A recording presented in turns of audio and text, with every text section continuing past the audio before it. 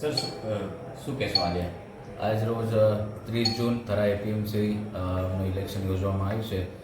Election પહેલાં district registrar સાહેબના ઓફિસને સાથે જે ચૂંટણી અધિકારી છે એમના સાથે મળીને પોલીસ અને પ્રશાસન તરફથી તમામ અસેસમેન્ટ કરવામાં આવ્યું હતું. એના આધારે બંદોબસ્ત પણ ગોઠવવામાં આવ્યો છે. બંને ઉમેદવારો સાથે મિટિંગ કરવામાં આવી હતી અને બંનેને સમજ કરવામાં આવી છે કે કાયદો અને વ્યવસ્થા જળવાઈ રહે આવી રીતનું શાંતિપ્રિય રીતે ઇલેક્શન પૂરું થાય. હવે બંદોબસ્તમાં અમે એક ડીવાયએસપી કક્ષાનો અધિકારી અત્યારે એનું સુપરવિઝન રાખે છે. ટોટલ 6 જેટલા પીઆઈ, 12 જેટલા પીએસઆઈ અને 150 બંદોબસ્ત પોલીસ કર્મચારીઓનો બંદોબસ્ત અત્યારે તૈનાત છે. તમામ બોડી વન કેમેરાનો ઉપયોગ કરવામાં આવે છે જેથી કરીને એક ટ્રાન્સપરન્સી રહે. સાથે સાથ ડિસ્ટ્રિક્ટ રજિસ્ટ્રાર ઓફિસ અને પોલીસ પ્રશાસન તરફથી એક ટોકનની અરેન્જમેન્ટ કરવામાં આવી છે.